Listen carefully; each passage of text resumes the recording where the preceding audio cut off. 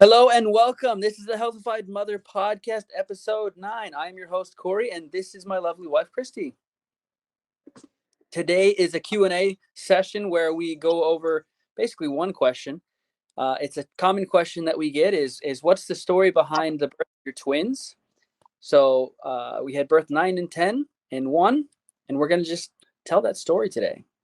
So starting out, why don't you just tell how did it get started that we even had twins? Because there's a story behind that. Yeah. So we wanted twins. I really wanted twin girls. I got twin boys. That's okay. But we were praying for twins. I wanted twins because as much as I want a lot of kids, I didn't necessarily want to be pregnant that many times. So it was like, hey, if you can give me 2 for 1, I will take it. So we set that intention and we prayed earnestly for that. I worked on manifesting that. I was taking a course on manifesting at the time from Leslie Householder, and you're supposed to pick something like insignificant at first, and then you work up to something like really significant and really impossible for you to control, right? And having twins was really impossible for me to control because I wasn't using any kind of fertility treatment. I wasn't using, in vitro or whatever. And the kind of twins that I had were identical twins, which means the egg just splits. Like it's an act of God. There is no way to control that. It's not like I hyper ovulate or anything. So, And it's hereditary. It's not hereditary, correct? Like there's not, it just happens because some things like, oh, well, you're getting older and you're more likely to have twins when you're older. That's for fraternal twins. Or it's hereditary, also for fraternal twins. So everything that like could be a reason for me to have twins only works for like fraternal twins, not for identical twins. So yeah, we prayed, we asked God for twins, and then and we had never, at least I'd never thought about having twins before. It had never occurred that it would be something that we would do. We had decided early on to have 12 kids since before we got married. That was on an individual basis, and we came together in agreement on that. But I'd never really thought about having twins, so it was a new thought. So I in a way, we were manifesting having 12 kids, and then it occurred to you, and I was like, sure, why not? It'll speed us up. Yeah, okay. Right. So we knelt beside our bed. We prayed for that for months. And then once it was, once I was like 9 weeks along and not feeling super good, like I had learned how to clear morning sickness, but this time I was not able to clear it. And I'm like, it would go away for a little bit. It wasn't really severe, but it was not like, it wasn't fully clearing. And I'm going, what? Like I thought I figured out how to do this. And so I went in for an ultrasound and I asked the ultrasound tech to please check for multiples. And she was just like, okay, do you have a history of multiples? Or, like, why do you want to look for multiples? And I just said, oh, well, I prayed for twins. So I just want to see if I'm having twins. And she's kind of like rolling her eyes like, okay, whatever. And she starts looking and she's, moving the little wand around and she's like, gets kind of an interesting look on her face. She looks at her assistant who was training with her and then she turns the monitor towards me and she says, I'm just going to show you what I'm seeing here. She's like, here's a baby. She moves the wand over and here's a baby. She's like, congratulations, Mama, you are having twins. And I was like, oh my gosh, like prayer works. She's like, yeah, I guess so. Like just kind of this awkward moment, but her assistant like just beamed and I was like, cool. I don't know, have no idea what their religious affiliations are or if they're religious at all. But to me, that was a testimony of God's power in answering our prayers and helping us fulfill our righteous desires. So I went home and I told Corey, and he said, "So how's the baby?" And I was like, "The babies are great." And he's like, "Oh, no way. Oh my gosh. I Where?" was in shock. And I was like, right? Because I didn't expect it to work. I mean, it's just like, sure, pray for twins. Why not? Couldn't hurt. So that was really exciting. We didn't tell anybody for a long time. I mean, we told the kids, and they were actually really good about keeping it quiet. And then at our like 14, 15 weeks, I think we went in for an ultrasound to find the genders. And that was new for us. And the Dugan family had never found out the gender before. So 8 kids, all surprises. But with twins, I was like, I need to know. I didn't bring a lot of baby stuff with me. And we were going up to Alaska for my sister's wedding. And so we had storage up there of baby clothes and things. And I was like, all right, if we're going up there, we need to know which stuff to bring back down and whatnot. So we went in and found out the gender, and I cried. It's like 7 boys. I wanted another girl. Girls are fun to dress. Girls are fun to like play with and put little bows in their hair, and they're sweet. And boys are a bit more destructive and higher energy, more rambunctious. Now that thinking back, I'm like, oh my gosh, my sweet little twins. I'm so glad that I got who I got. But at the time, I will admit I cried. Corey was laughing. You thought that was like, you thought it was great. You're like, aha, more boys. And I'm like, it's not funny. Well, I was just laughing at I don't know if irony is the right word, but like, because I knew you and everyone else was hoping for girls. So I was just kind of laughing at the irony of God. Just like, well, he answered one prayer, but we weren't specific enough. Right. Anyway, asking for twins. We were asking for twins, and I never really thought about whether it was going to be boys or girls. Yeah. So once we found out it was twins and that it was identical. Because did you think that? Did you even consider having identical twins when we were praying? Sure. Like I was just like, any twins, like I'll take whatever. Like I'll take boy, girl. I'll tell you the truth. I didn't even think about identical, fraternal. Like I didn't even think about any of that. So I'll tell you, I learned so much more about the difference between all the different types of twins. I didn't know, what all that meant. So when I found out I was having identical twins and they were monodi, meaning 1 placenta, 2 amniotic sacs, it puts me in a higher risk category. And so the risk there, the whole pregnancy.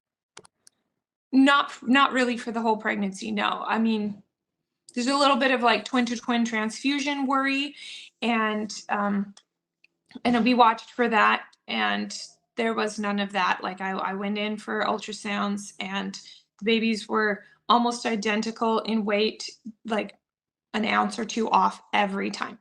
And so the difficulty really in monodi twins is that when baby A comes out, the placenta has the possibility of detaching before the second baby comes out. And that can be really dangerous for the baby. And so oftentimes they'll like have a vaginal birth of the first baby and then have to do an emergency C-section for the second baby because the placenta detached before the other baby. And so they like you to birth in an operating room so that if that happens, you're right there and you're prepared for that. So as we were talking to the perinatologist, it was just like, this is basically your only options. You have to be in an operating room. You have to deliver like this. And I'm asking, okay, well, what is the likelihood of that happening? Like, given my birth history, and oh yeah, given your birth history, yeah, it's highly unlikely. But twins are different. You never can tell. Like, you never can tell with any like, you never can tell. Every birth and pregnancy is different, right? So, and then, but he gave me a number, 10%, right? Well, 10% of the time, the placenta could detach and have this problem. So 90% of the time, that's not an issue. Correct. Okay. And then with my birth history and likelihood, what's that percentage? Oh, 90% for you, like probably 90%. You probably wouldn't have any issues, but there's a 10% chance that you could. So I'm going, okay. So that's not a 10% chance for me. That's looking more like a 1% chance, because it's a 10% of 10%. I think I'm going to be okay. Anyway, the doctor wagged his finger at me, told me, don't you try and have these babies at home. Because he had seen that I had 2 home births previously. And I didn't tell him what I was planning to do. I was just like, okay, so what are my options? Well, and the only options that they would give me were in a hospital, in an operating room.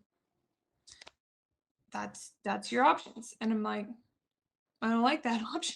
Anyway, I didn't tell them that. I was just like, okay, thanks. But they were getting kind of pushy because I didn't have what's the word? A provider. Because I had a provider, I had midwives who were going to work with me. But once they found out it was mono-di twins, they were not comfortable working with me anymore. And that's totally their prerogative. That's totally fine. I don't blame them at all for that. But it just left me in a lurch, like, uh-oh, now I'm already like 15 weeks, 14, I don't know. I was like 15 or 16 weeks, somewhere in there. And now I'm looking for a new provider with twins, midwives who are willing to work with me and do a home birth, because I wasn't comfortable doing a hospital birth. And in fact, they wouldn't let a midwife deliver because it was going to be in the operating room. And every hospital I talked to was like, no, it has to be an OB in the operating room in case we need emergency C-section. So it was just out. And I didn't feel right about that. And I'm not telling other people how to birth, how to have twins or whatever. But for me, that was just not sitting right. And I'm like, this is not what I want. So lots of prayer, lots of study, trying to understand all of the different risks. So I went online and I read and I read and I read. And then I was in a moms of multiples group, and I asked around in there, and some of the moms were amazing. They were super supportive. Other moms were like, you're so selfish. How dare you even think about having a birth like that? You need to think about your babies. And it's so selfish of you to even try to have a home birth because you're putting your babies at risk. And I'm like, okay, thank you for your opinion.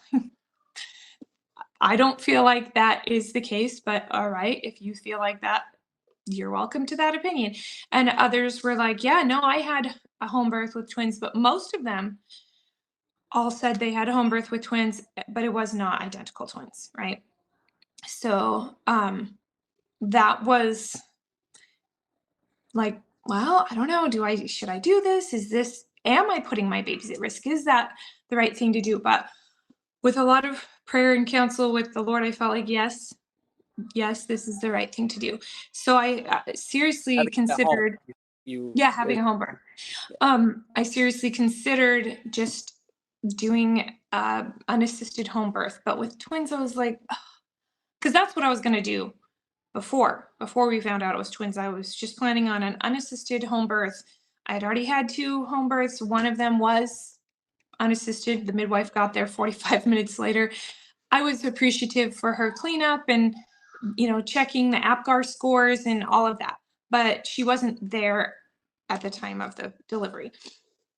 And so that was kind of my plan. And then it changed because I felt like I just want another pair of hands with two babies, because it's hard. Like, they're slippery. It's hard. If I'm like trying to hold a baby and you're trying to hold a baby and deliver another baby, and then if anything goes wrong, if I hemorrhage, if one of the babies is stuck, if there's, anything, I was just like, ugh.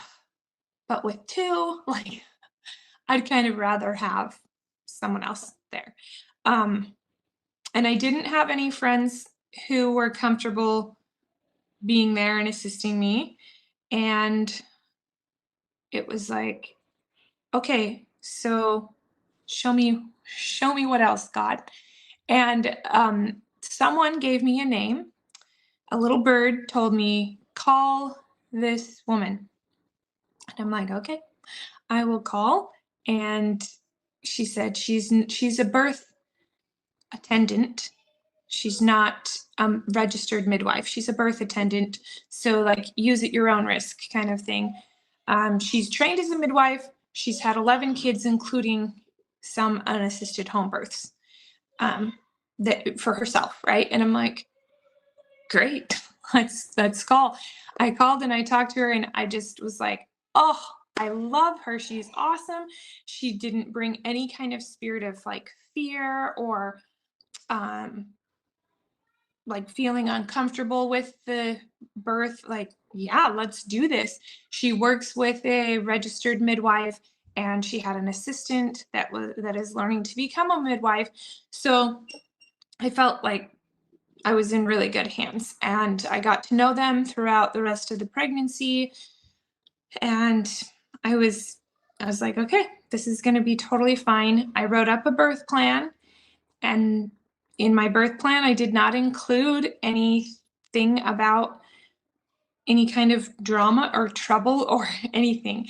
And that, I think, is key. I think that's so important, because you don't want to have like, I don't tear, or I don't bleed out, there is no hemorrhaging. Like, you don't want to use those words, because your subconscious, your brain only hears hemorrhage, bleed, tear, right? It doesn't hear I don't.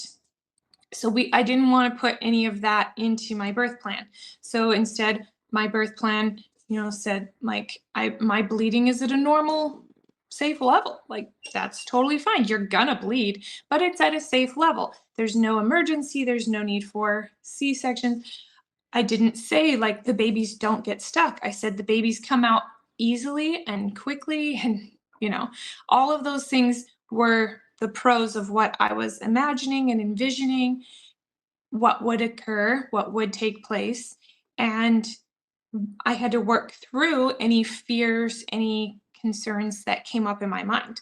So, but what if, and you're gonna have those, because you're a human and everybody else is also gonna ask you that.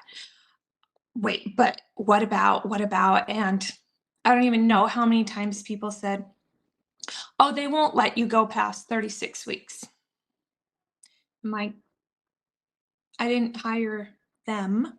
So nobody is going to tell me how far I can go. Like, oh, no, they won't let you. I'm like, yeah, no, they will, because they is me. And my midwives don't have a say in this. Like, they were willing to work with me as long as it took. I was induced twice, but I've never had to be induced. I was induced twice with my first and my second, because of how that doctor worked, right? Oh, well, you live far away, an hour away, so let's just induce you if you go past 40 weeks or whatever.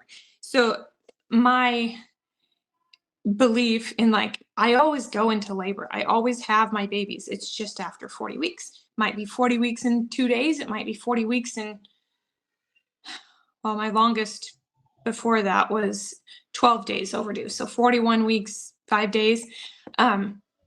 But they always come, and they always come fine and healthy, and usually very quickly. So as time got closer, I was assuming it would be a really fast birth. So I have everything set up in case it's like 2 hours or less, because several of my births have been under 2 hours. So And you get better at, distinguishing Braxton Hicks and so forth to like knowing. And did you include, because your water had never broken before the baby was, did you include having your water break in your birth plan? No, I prayed for it. I prayed for my water to break because I wanted a sign like that I was for sure in labor so that the midwives could be here on time and I'd have the tub filled and everything. But I didn't actually include it in my birth plan because I was kind of like, it's never happened before, so maybe it can't. I don't know. But I didn't, but I did want it. I did desire that as kind of a sign for me to know, yep, okay, things are going someplace. But I actually didn't write it into my birth plan. You could have, and maybe you had unofficially as part of your birth plan because you were praying for it. Right. So you could have written it down. There was just I could have written it down. And really it's like, so what? Something that you wrote down didn't happen? Like I should have just written it down, but at the time it was just like more than I could believe for, I guess. I could pray for it, but I was struggling to believe for it. Because there's that struggle when you're learning to manifest between believing and expecting, but then also surrendering to whatever comes. Yeah, absolutely.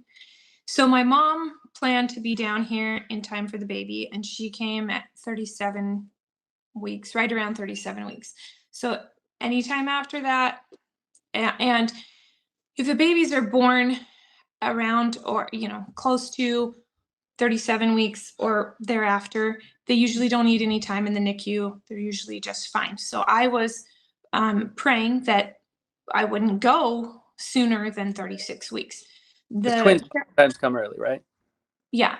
And the perinatologist told me, like, you need to start trying to induce these babies around 34 weeks, which really bothered me because number one, I have never successfully induced a baby with anything besides Pitocin. So this idea that I'm going to induce my babies at 34 weeks, like, are you kidding me? Like, I can't induce my babies at 41 weeks, 2 days, like what? Like I've tried all of those things, right? Home methods. What was his reasoning for wanting to self-induce? Because I said I didn't want to be induced in the hospital. Like I didn't want to go to the hospital and be induced. But he told me, well, we don't let you go past 36 weeks because all of these issues could come up. And so at 36 weeks, we're going to induce you. So if you want to go naturally, you better start at 34 weeks trying to induce yourself, with home remedies. And I'm like, this is not sitting right with me. That's not how my body works. And no. So I didn't try anything with the twins. I just sort of played this game in my head, which I've learned to do in the last since I started doing home births. So my last 3 births, let's see how far we can go, like how long I can be pregnant. Obviously, I can't be pregnant forever. So how long can I be pregnant? And let's break my own personal record, which at this point is 12 days over. So that's kind of my thing was like, I wonder if I can get to like full term, like 40 weeks with twins. Like that would kind of be awesome. At the same time, also thinking I would sure like to be done because I'm getting really heavy and really big. And so if I don't go to 40 weeks, that's cool. I am totally happy with that. My goal was just to get to 37 weeks, at least 37 weeks. So they probably would have good, strong lungs, need no time in the NICU, and just be healthy and great. So that was the goal with me and the midwives. We were talking about that. Great. Let's get you to 37 weeks. And then anytime after that, we'll see what happens. So once my mom got here, I was like, okay, babies, you can come now. I started talking to them, telling them like anytime now. And I ended up going to 38 weeks, 5 days, which is pretty far with twins. There are people who've gone 41 weeks with twins. Fine. But for me, I was like, hey, that's a good, that's a good 2 weeks earlier than my normal time. So hallelujah. I had prayed that it would be in the morning. That was something in my birth plan. I wanted to have a birth in the morning. I like the sun shining in the window. I like to have gotten a good night's rest. I've had several babies in the middle of the night, and it's not like you end up staying up forever because once it's daytime, the kids are up, everybody's up, everyone wants to see the baby, people are calling you, and it's just like, oh, could I please get a good night's sleep and then have the babies? So it was like 10 o'clock in the morning. I'm like, oh, perfect. My water broke at like 2:30 in the morning, and I kind of freaked out because my water had never broken before. And I was like, whoa, like it always broke in labor, right? Like as I'm pushing the baby out, or the 2 times that I was induced, they broke my water. So I knew what the feeling was, but it was just like, this has not happened in the past. And it was 2:30 in the morning. My water broke. We cleaned up, changed the sheets. I had put down a plastic sheet on the bed just in preparation because I knew that's a possibility. And I've done that with every pregnancy, even though this is the first time I've needed that plastic sheet. We changed the sheets and the bedding, and then I just went back to sleep because, well, I called the midwife and she was like, "Are you having contractions?" And I'm like, "Well, no." And she's like, "Okay, then get some rest." And I'm like, "Okay, good idea." Like, because my water hadn't broken, I was just like, I have to be in labor, and I usually only have 2 hours from start to finish. So you need to come. And she's like, but are you contracting? No. She's like, okay, go back to bed. So I did. And then at like 5:30 in the morning, I was contracting. And I'm like, okay, I know this is the real thing. So she came with the other midwives, and I was in active labor for like 5 hours. And that was long. Like, that was long because usually it's like 2 hours start to finish. But I guess twins, maybe it's like twice as long, whatever. But however it worked, actually, I think I know what the issue was, is that baby's bum, Adam came frank breech, right? So his bum was on my cervix. And when babies are breech, they just don't have as much pressure on your cervix to open it. And so you dilate slower than a head. The head is harder, and you open up and dilate faster. So that, I think, is what took longer for me to be dilated to a 10. Anyway, I just was in the room. You filled the tub. We had to refill it with some hot water a couple times because it took a while and it was cooling off, but Yeah. it was really calm. Everything went well. The kids got up at like 7 or 8. They were like, oh my gosh, the midwives are here, the baby's coming. Like, they were so excited. Mom was here helping them get dressed and breakfast and everything. And they'd come and go into the room with us, right? yeah, In and see you and see the progress, and then okay, go eat breakfast, and then they'd baby's not here yet. I was just calm, just waiting, like changing positions, sometimes standing. You were there, like supporting. So I was just like kind of meditating through the contractions, breathing, swaying, follow the birth plan, right? following the birth plan. And you'd change positions every once in a while when you felt like, let me try something different. Right. And kind of the only thing that was different from the birth plan was the length of time, and the fact that Adam was breech versus head down, because that was in my birth plan. Both babies were head down. What was funny too is that Nate had been twin A like the entire time. He was presenting first. He was like, okay, he's twin A, and that was how they labeled him the whole time. And they knew he was twin A because he was bigger? No, his head was closer to my cervix, and like they would have had to change positions like significantly for Adam to be twin A. Like Adam's head was up and Nate's head was down? No, both their heads were down. It's just that one was like closer and further down. So if this is my cervix, one was like closer, further down, and the other one was like up higher, right? But And how do you know then that they switched positions? well, because Nate was on my right side the entire time, Adam was on my left side. And the baby on my left side came out first. And you could And feel. and I could feel that. Like, and so yeah, I was just like, whoa, that's not the baby on this side. Like, and he So had you kind of, that's kind of fascinating. So you felt Adam leaving first from your left side. right, and Nate at the time of birth, he had switched to a transverse position. So his head was actually like up here, kind of laying across, and Adam had moved down on my left side, and but he was head up, butt down. And the midwives didn't know because when I went to my ultrasound, like babies were in a fine position. I'm like, okay. And they're like, yeah, I think I feel his head. And okay, well, it was his butt. So anyway, we joked like that he had to butt his way in, like, get out of here, brother. I'm coming out first. And I had already named them, right? I'd already named them Nate and Adam. I knew which one was on which side. And Adam was like, well, I'm the first man. Well, Adam Adam was coming always over. more.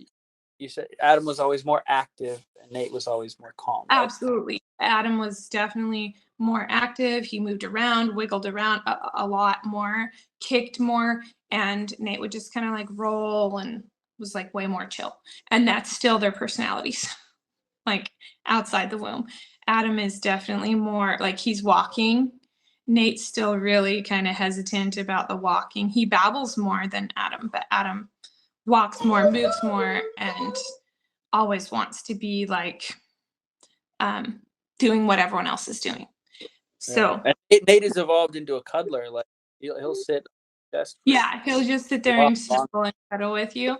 Adam like wants to move, be on the go.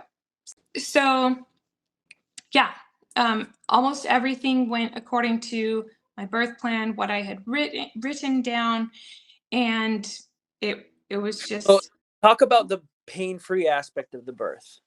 You know, okay. what? How did that? Was there pain? What was the emotion or energy, the intensity? Like, what was all that? How did that all feel like with twins? So I felt Traction.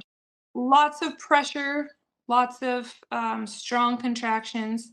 Felt a little bit in my back, but it mostly just felt like kind of like a strong hug or like squeezing. Um, So you it say didn't. strong pressure, and that wasn't painful. So yeah, because in the past, like it had been really crampy and painful in like it's hard for you to understand because you've never experienced like menstrual cramps, but you've probably experienced like diarrhea cramps or like when you have a really upset stomach and you want to vomit or something. So similar to that, it just feels yucky and at the same time really tight.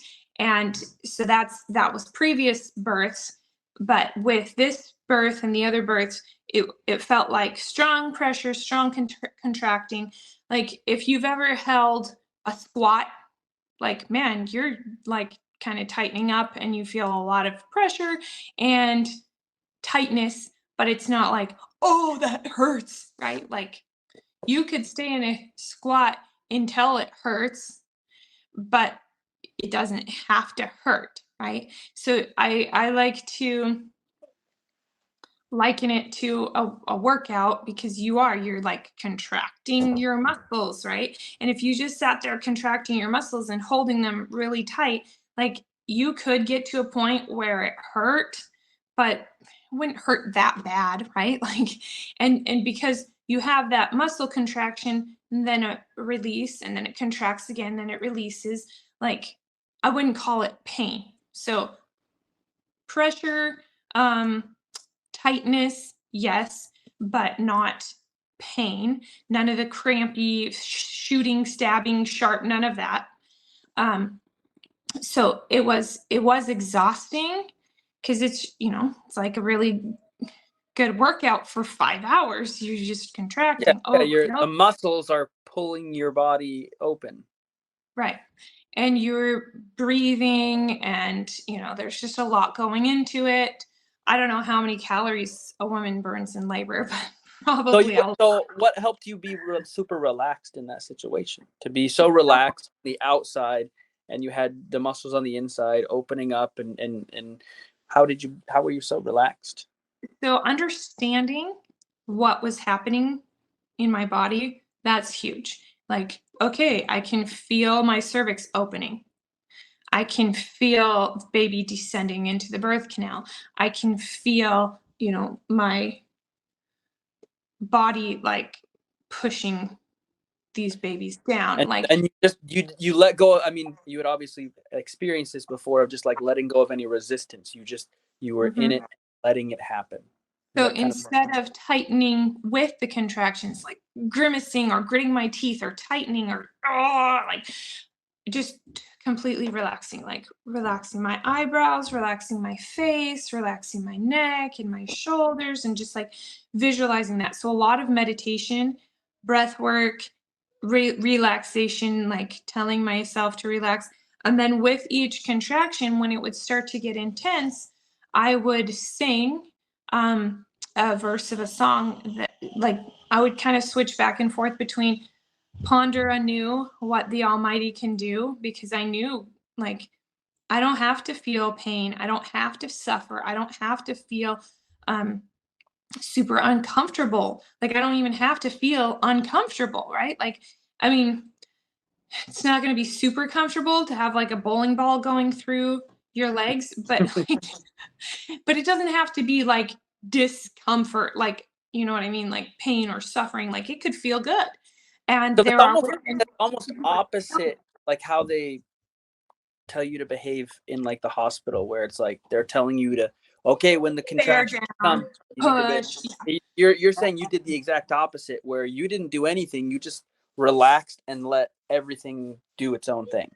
Yeah, like my body doing its own thing. It knew when to push. It knew when to, like it's going through the motions, just like you didn't consciously try and like force anything to happen. Right. So I've watched a lot of animals give birth. And when animals are giving birth, they're not consciously trying to force anything to happen, right? They're just letting nature run its course. And I'm like, okay, that's what God created my body to do. I don't need to try and force anything, control anything. It knows what to do on its own. And if I just turn it over, like relax, do what it's supposed to do, what it's meant to do. You don't see an elephant writhing in pain, and yet she drops this like huge, massive baby, bigger than me, and you're like, oh wow, like it seems like that would hurt, but it doesn't, because it's not. It's the natural process. Like, her body created a baby that's the right size for her to birth. My body creates a baby the right size for me to birth. There's this whole fear of like, my baby's too big, and it's super, super rare. Like, there is a condition where your pelvis does not open and it's too small to fit your baby, but that's super rare. For the most part, every woman creates a baby that's the right size. And the doctors will tell you, oh no, your baby's too big. Oh, we did an ultrasound and your baby looks like it's in the 90th percentile. And they're off. Like, they can be off by like 2 pounds. They're off all the time. People are like, yeah, they said I was going to have an 8-pound baby. He was 10 pounds. Came out just fine. Or they said he was a 10-pound baby. He was 7 pounds, right? Like, they're off with their ultrasounds and their measurements, because you can't really tell, right? And so estimates. Yeah, so I knew that God wasn't going to send me 2 babies too big to come out of me. So just relaxing and like, everything's going to work. This is the process that my body was made to do. So I would sing that, like, ponder anew what the Almighty can do, and then Yeah, Father merciful and kind, as we labor for the right, which I thought was interesting, as we labor for the right, may we in thy goodness find sweetest pleasure, pure delight. So that's like kept running through my mind with each contraction. I would say that 2 or 3 times until the contraction was over and just relax into that belief, like sweetest pleasure, pure delight. This is what my body's meant to do. And that really helped me get through the birth and without feeling pain. Like, and it's funny because I've had people ask me, so you really felt like no pain, like, but for reals, like, are you just lying and saying like, well, that wasn't pain?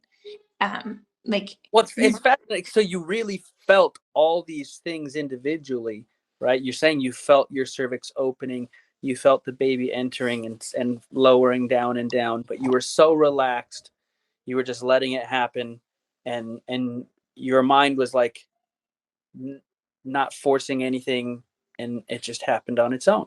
Like it was just your right, body, it's like taking care of it, and absolutely, you experienced it, but there was no pain.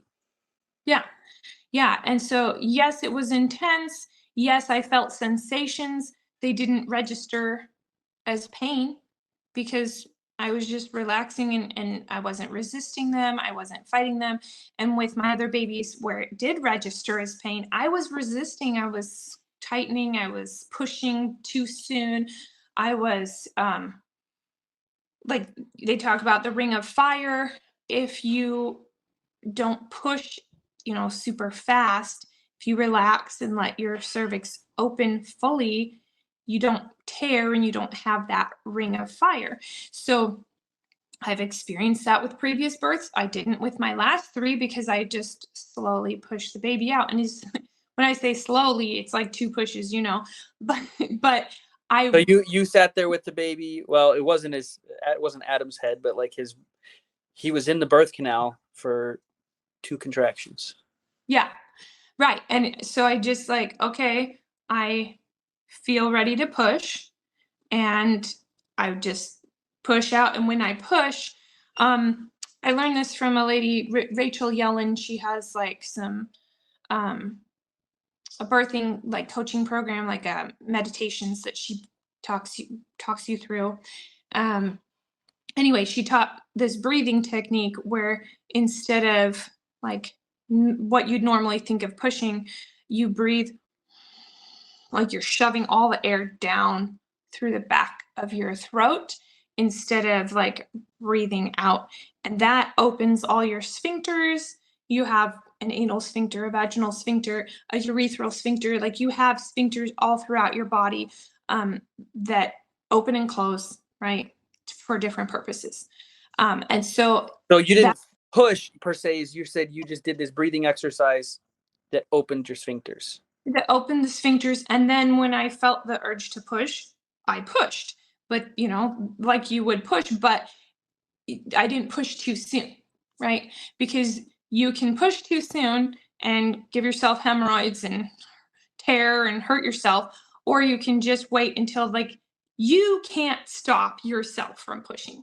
Like your body just pushes and you're like, okay, there's no way I can hold that back.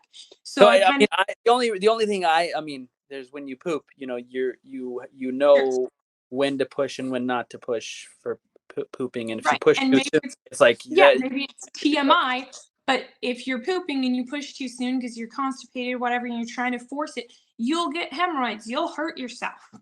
And it may or may not come out anyway. So But like that urge is just instinctive, where it's like, no, I'm ready to like if I just push right now, it's the perfect time, and it'll come out easy. yeah, like there's no way I could really stop myself and when I know that I'm at that point, Okay, yeah. I don't really have to do I've only anything. Like experienced my body that when just I've had does it. diarrhea. It's like, I gotta push now, or it's coming out anyways. Exactly. Like it's gonna come out. Your body's gonna push it out and help you, but you're not mentally doing anything. Like it's just coming out, right? Yeah, I mean, like you do feel a sense of pushing. Mhm. So that's kind terrible of, analogy, but it's the closest I can come. sorry guys, but really, I mean, it's anatomy, it's what our bodies do, right? So that was the sensation. Now with once Adam came out, I mean, it was one push and his whole butt came out, and then the rest of him, he was curled up in a little ball, and it's just one push and whoosh, his whole body Okay, was so out. just one push. Yeah, Adam was just one push, um, and all of him out in one. It was kind of like one long push, and then he was out. Um, and And describe frank breech for those who may not know. Like, what is, because that's his butt first, but what is that?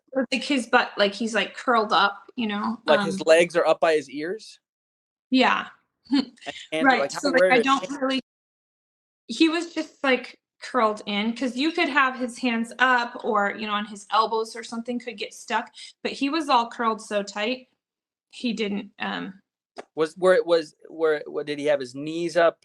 Like where were his legs? Were they He like kind of up by his head, just they're kind so of. flexible, babies are so flexible, his legs were up like that. Yeah. Okay. And so yeah, it was just one push and this little ball came out, and I'm like, oh my gosh. And the midwives were like, oh, that's his butt. Like, we thought it was his head. No, that's his butt. Like, and they could tell that when I was pushing him out, but it was kind of quick, and it was Like just his like, head, his neck or head was just didn't get caught or anything. mm-mm. All came out. No. And so that, I mean, there are some issues that could happen with a breech birth, right? And my midwives were both highly trained in breech birth, and like they didn't really need their training because it was just an I easy, mean, like, great maybe birth. it was you were so relaxed and it opened so you were able to open uh, wide enough that it was no And I problem. was opening slowly because his butt was, first, and taking longer to open my cervix. And So it's the pressure. It's the pressure of the baby that opens partly that opens the cervix. So correct. its soft bottom might And have delayed. a lot of people will say, well, do you need like perineum massage beforehand? Like, and I've never done that. Like, a lot of people swear by, oh, you have to do it, but I've never done it because I believe that that is all like makes Elephants the don't need sex. perineum massage. Okay, yeah. Exactly. If an elephant and a giraffe, and like, if they don't need a perineum massage, I don't need one either. So I didn't bother doing any of that. And baby, it just stretched and opened, and um, the circumference of his butt is actually bigger than a head would be. So that was nice because that helped pave the way for Nate's head next. Like, I was already fully open and dilated and stretched and like great. So Nate How long was there came between Adam and Nate? Like 10 minutes. So I think yeah, at 10:40 I think is when he came out, or 10:48. before Nate came, like what was that 10 minutes like? So in between there, I just didn't have any like um contractions. I was just like, whoo, like just this like relaxing, like, We're yay, holding a just baby. Were you like holding? holding, like, brought him up to my chest and just like holding him and snuggling him, and like the contractions just went away, and that gave me some time like to relax and just enjoy him. And then maybe like 6 minutes or something, and then I started getting like strong contractions again, like, okay, time to get the next one out. So I Did think you I feel handed him over Nate to you, or place? the what. Did you feel Nate cut his head coming into place? No, I just felt like I need to push again. So like I started having contractions again and felt like, okay, I'm gonna need to push again. So I handed the baby off to you or a midwife or somebody. And you guys just held him real close to me, but like I was in the zone. So like I don't want to Well, hold the baby. I can't remember if I think I might have been holding him in the water to keep him warm. Yeah. Yeah. So he was close to me, but I was like in the zone, and like not like, I didn't want to be like holding the baby and pushing at the same time, because I just didn't want to drop the You want- baby. um so yeah, when Nate came, he came head first, his head came, and then in the first push, and then it felt like forever. And I mean, I'm sure it was like 2 minutes or less. And the midwives were like, yeah, it was not very long. But for me, it felt like so long because I just pushed out him all in one push, like bam. And this was like, I had a really strong contraction. His head came out, and then his shoulders were just like there. And I was like waiting for the next contraction. And I pushed a little bit, but my body was like, no, don't. Like, don't try and force it. It's not time. And I'm like, okay, I'll wait. And so that just that feeling of like this giant thing like in the birth canal is major uncomfortable, not painful, major uncomfortable, because you're like, what is this? Like it doesn't feel right. So just waiting, and then finally I felt the urge to push again, had another strong contraction, and he came out. So he was like 2 pushes, still really quick, but it just felt so much longer compared to what I had just experienced. But yeah, 10 minutes. Yeah, there's probably like 30 seconds to a minute between contractions when you're that, or how do you think it was? Yeah, they're just very like on top of each other. So a minute, sometimes it's like 30 seconds between, but those ones had spread out because they had stopped after Adam, and then they picked up again and were probably a minute and a half apart or something. I mean, and they're really long too. They're super long contractions. Like they last at least a minute. So anyway, as both babies were out, then I just held babies on my chest and was warm, keeping them warm, and everybody was looking at them. The kids were in the room watching this whole process, and everything looked good. They were breathing just fine. The only, I wouldn't even say pain, but uncomfortable thing, like I started to feel some of the crampiness and stuff when my placenta was ready to come. And I had never birthed such a giant placenta because it's like 2 for 1, the one placenta feeding 2 babies. So it was massive. Like it was a huge placenta. And that placenta is like a mollusk, like a snail. There's no bones in it, whatever. It's just this. So it feels different to birth than a baby. A baby, there's bones. Hard. It's not like jelly. It's firm. It's firm, but it's like a massive piece of meat or something. So it just feels very different and stuff as you're birthing it. But it was really big. But it was, you can push it out because even though it's big, it can fit through a small hole. Yeah, I mean it does. There's no bones or whatever, right? And so that was just like, I don't feel good. Like I need to get this placenta out, and get out. Like it just felt yucky. And I think somebody else was holding both babies again because I really needed to concentrate, and pushed that out. And then I was just like, ultra relief. Didn't really have any other like uncomfortableness the rest of the time. Like, I wasn't like really shaky because I've had births where I've been like so intense and tightening and whatever that my legs are just jello and I'm so weak I can't hardly walk and I'm shaky and stuff. And I didn't experience that this time.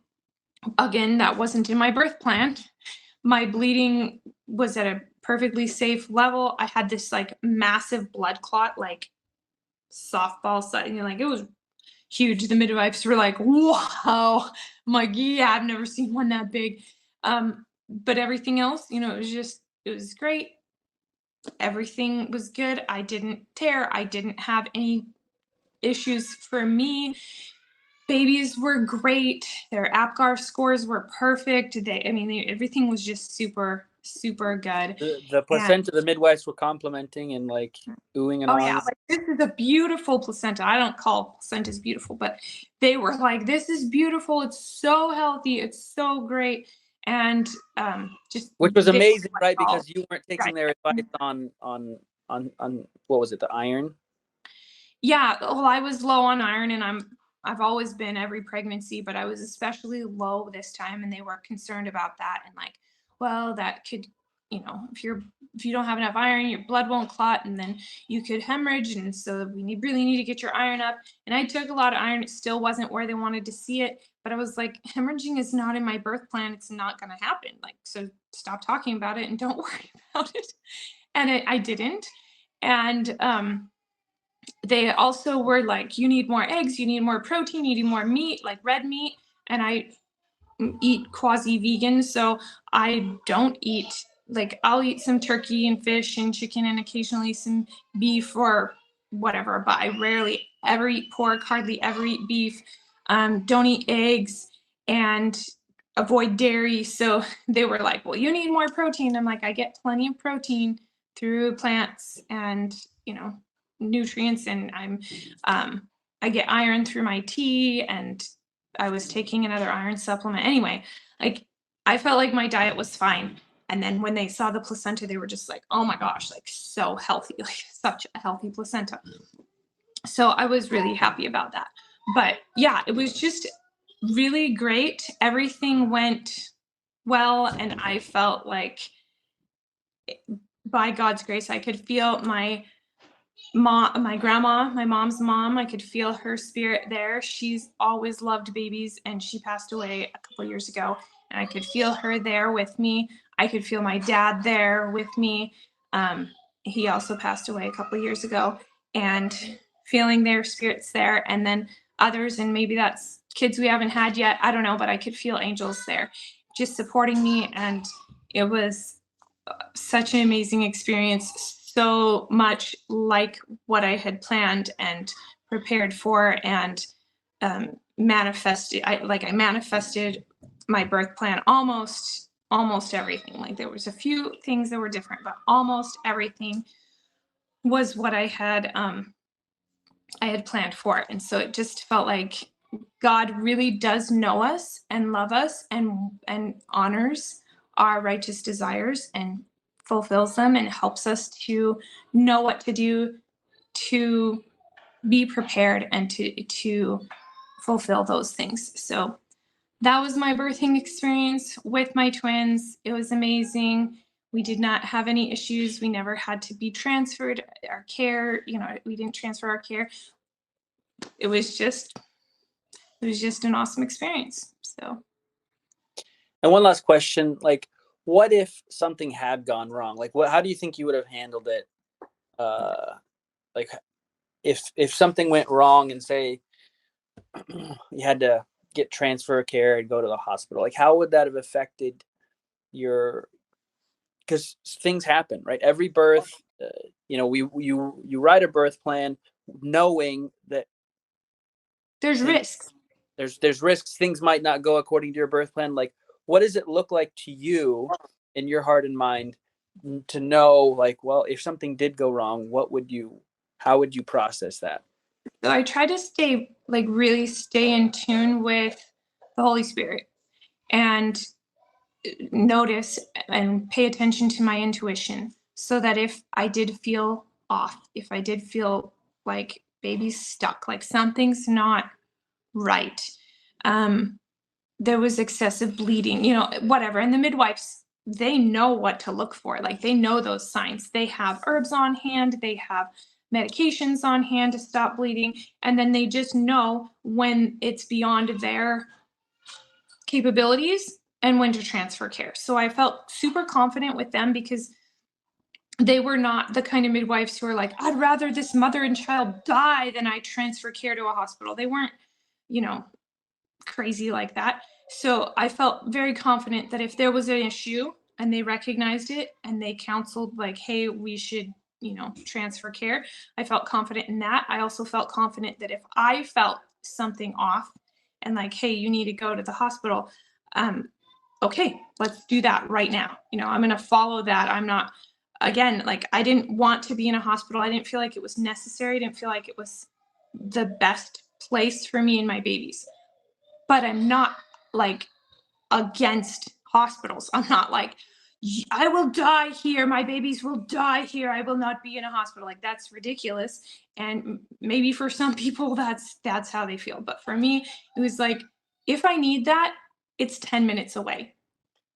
There's a fire station 2 minutes away. Like, I could walk to it with my babies, you know, like they could come to me in 2 minutes.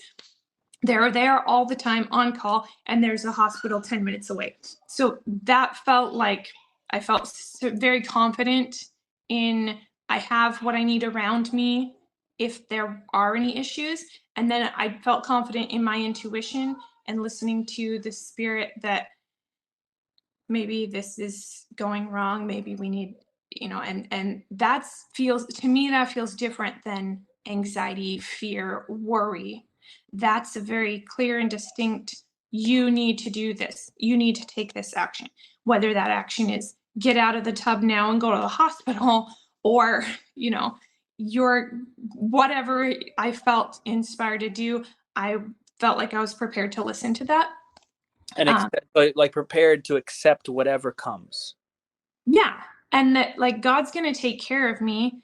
And if my baby dies, if I die, like that's God's will, because I know so many stories of, like in the Guinness Book of World Records, there's that flight attendant who fell like 30,000 feet from an airplane and lived. Like, what?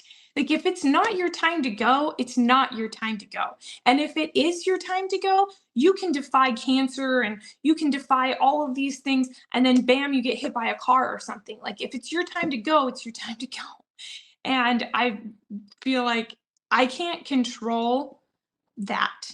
And I'm not going to try to. I can do what's safe. I'm not going to try to kill my baby by doing something unsafe or kill myself by doing something unsafe.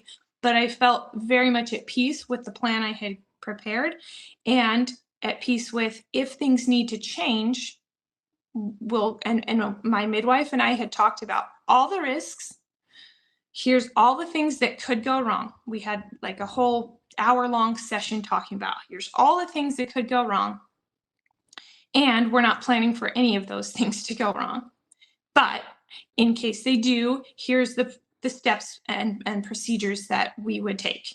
And I was like, cool, I'm confident with that. And I think you should do that. And I don't want to tell people what they should do, but I feel like it's really important, because otherwise your brain's going to run through these scenarios of like all these horrible things that could happen.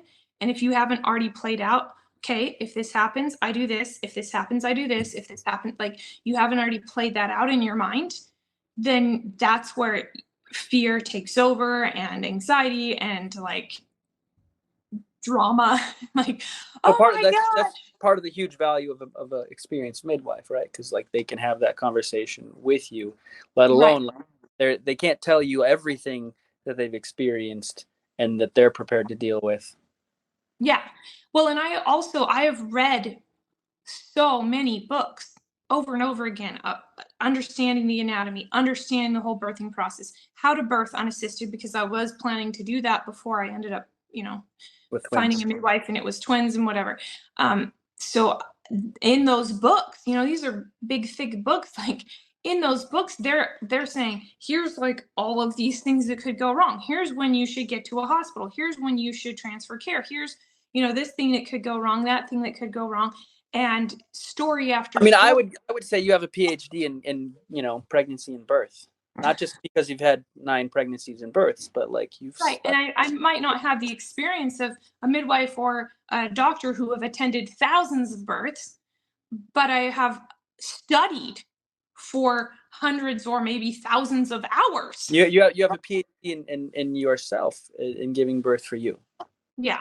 So I felt super confident in me, in my body, in reading my own signals, understanding what was going on with me. And then I know who I have people placed around me that I trust, like my midwife, when my water broke, and hang on, this hasn't happened to me before. Like, okay, you need to come. And she's like, are you having contractions? Well, no. Then I don't need to come. Call me back when you're contracting. Like, oh yeah, right. So like, I had a support system and everything in place so that I have the confidence that I need to birth the way I want to birth.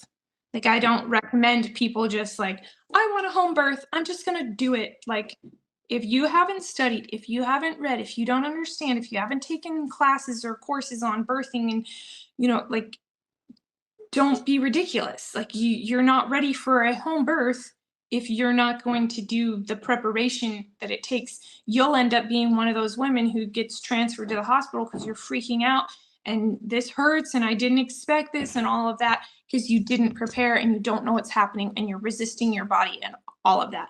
And there's a lot of cases of that. And so a lot of times, those are the cases that end up at the hospital, right? Those are the home births gone wrong. So then you have all of these people in the medical field being like, home birth is terrible, because that's their experience. That's the home births they see come in. With home birth. They see all the worst case scenarios Where being things transferred in them, right? And so they're going, oh yeah, well, home birth isn't safe. I've seen this go wrong. Well, yes, that's true. And for them, that's the true experience. And for me, I have a different experience because I prepared myself, right? And the midwives have a different experience because most of them have worked to really help and prepare their clients. So if you have a good midwife and you've worked through and you've prepared and she's helped you and she's deemed like that you're prepared, then a home birth should be fantastic. But you don't just willy-nilly, I'm going to have an unassisted home birth. Like, have you read about that? Like, do you know what could go wrong? Do you know what could go right? Like, do you know how that all happens? Like, what's your plan for afterwards? Do you know how to check for the baby? Like, what if the baby's not breathing? Do you have oxygen on hand? Like, there's so many things you need to be prepared for that you don't just go into it blindly. And I think that's really important for people to understand. Like, I'm not a diehard, like, birth at home or die advocate. Like, I like birthing at home because that's where I feel comfortable. If you feel most comfortable in a hospital, birth in a hospital. If you feel most comfortable in a birth center, birth there. Like, birth where you feel safe and comfortable. And for me, that was at home, even with a set of twins. And people have asked, and if you have triplets or whatever, what would you do then? Oh, you have to have triplets at a hospital. Like, you cannot have a home birth with triplets.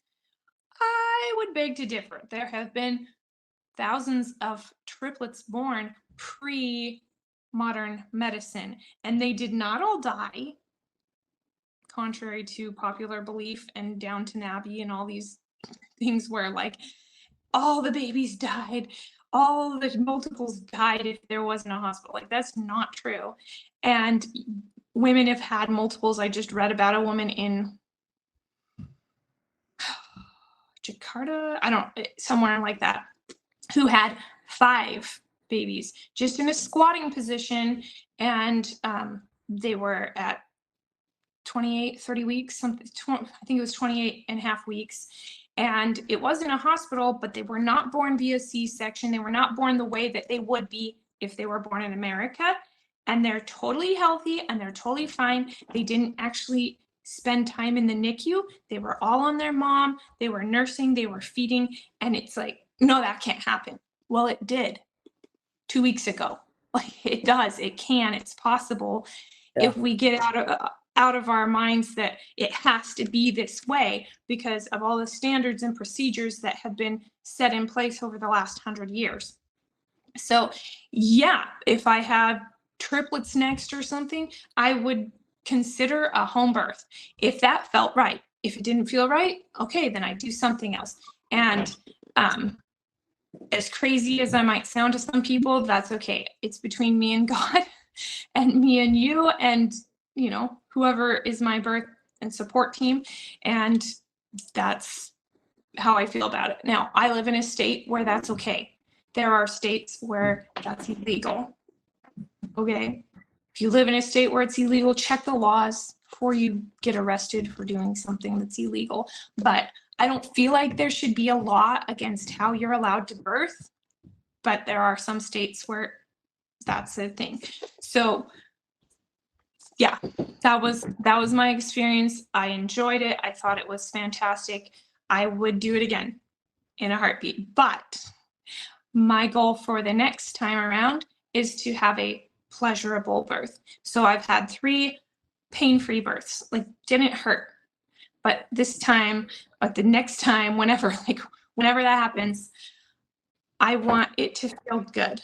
Like eating a strawberry feels good. Like getting a massage feels good. Like relaxing on the couch feels good. Like I want a pleasurable birth.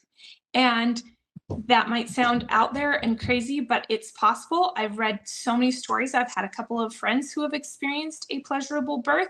And I'm like, if it's possible and they've had it, I can. I mean, there was a transition, right? When you learned about there was a time when you didn't even know it was possible to have a pain-free birth. And so learning about that and developing yourself in that method. And now you've learned about the possibility of an enjoyable, pleasurable birth. And so now you're pursuing that possibility. Right. Yeah. And that's what I'm hoping to create and teach in my course is not just a pain-free birth, but a pleasurable birth. And at first I was like, well, who am I to teach this course? I haven't had a birth that's pleasurable yet.